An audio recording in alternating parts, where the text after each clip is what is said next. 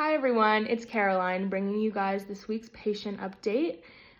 Things have started to slow down since we're moving into the winter months, but we do have one or two new patients that I would love to update you on, so let's go ahead and get into it.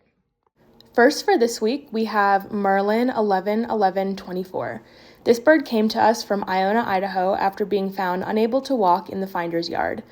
Upon our intake exam, we discovered that this bird had pretty severe spinal trauma, most likely due to a window strike. For the past few weeks, we have been cold lasering this patient's spine as well as doing daily physical therapy. After just a few days, this bird was standing and moving on its own, which we were so happy to see. We are still guarded on this patient's prognosis given the extent of the injuries and that it is a high-stress species to have in human care, but for now the bird is recovering in our ICU while receiving around-the-clock care. Next up for this week, we have Golden Eagle 11-124 from Twin Falls, Idaho. As we mentioned in previous patient updates, this golden eagle came to our clinic after falling ill from ingesting lead fragments. We've been treating this patient with a medicine called calcium EDTA.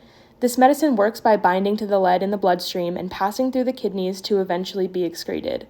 Since this bird's lead level was so high upon admission, we needed to administer 2 rounds of this med. We've already seen a significant decrease in the lead level, and in just a few days we will retest the blood to see if it's gone down any further. Since receiving this treatment, the bird has become perkier and perkier every day, which is a great sign. Next up, we have Barn Owl 103124 from Montview, Idaho.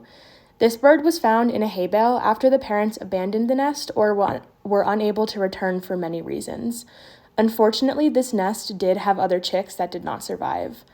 Upon arriving to our clinic, this bird has been thriving. It's clinically healthy, just too young to survive on its own.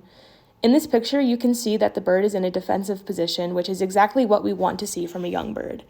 This indicates that the bird has not imprinted on any of our staff members and is still able to be renested. We are actively searching for a viable foster nest, so if you have any leads on active barn owl nests, please let us know. Lastly, for this week, we have RedTailed Hawk 102024. This patient came from Pocatello, Idaho, after being found unable to fly. On x-ray, we found that this patient had a broken clavicle and a coracoid. These injuries are easily treated with mild pain medication and cage rest for a few weeks. A few days ago, we moved this bird out to our flight barn to test its flying ability, and given that this bird had not flown in a few weeks, we think that she looks pretty good for her first attempt. Our plan is to begin flight conditioning this bird to prep for its eventual release. Thank you guys so much for tuning in this week. Remember, if you want to do your part by keeping wild birds wild, please click the link in the bio to donate or visit our website directly. Thank you so much.